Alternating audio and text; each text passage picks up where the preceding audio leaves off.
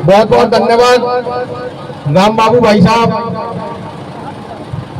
आज के संयुक्त किसान मोर्चे के इस ट्रैक्टर मार्च में हमारे सभी ग्वालियर के साथी, ग्वालियर के सभी किसान नेता शामिल हुए। आपका मैं बहुत बहुत सबसे पहले साधुवाद करता हूं, आपको जय भीम कहता हूं, आपको जय किसान कहता हूं।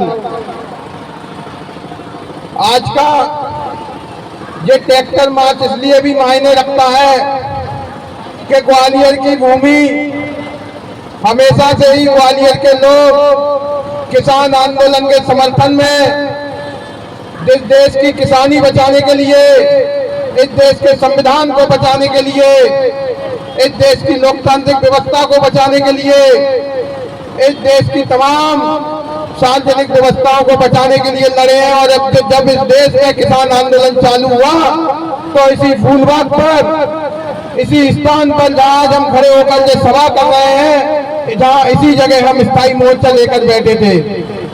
हमें वो दिन भी याद है जब आधी रात को जहां से बलपूर्वक पुलिस की दम पे, पुलिस के डंडे की दम पे हमें उठाया गया था। और अभी अखिलेश जी बता रहे थे कि किस तरीके से इस गणतंत्र दिवस की परेड को, ट्रैक्टर परेड को, उसकी अनुमति कैंसिल करने का काम किया गया।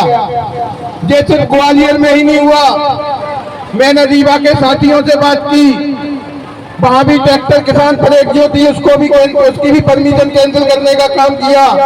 तमाम मध्य प्रदेश के जिलों की, मध्य प्रदेश के प्रशासन ने, मध्य प्रदेश के शासन ने संयुक्त किसान मोर्चे की परमिशनों को, आज के ट्रैक्टर किसान मार्च की परमिशनों को निरस्त करने का काम किया।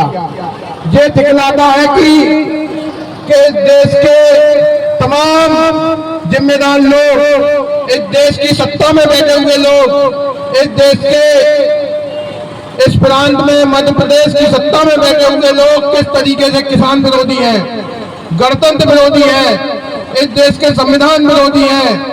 हम पूछना चाहते हैं इस किसान आंदोलन से, इस किसान आंदोलन के जिम्मेदार नागरिक होने के नाते, जिम्मेदार सिपाही होने के नाते हम पूछना चाहते हैं, क्या इस देश के किसानों को इस देश के गणतंत्र दिवस मनाने का अधिकार नहीं है? क्या इस देश के किसानों को अपनी किसानी के बारे में बात करने का अधिकार नहीं है?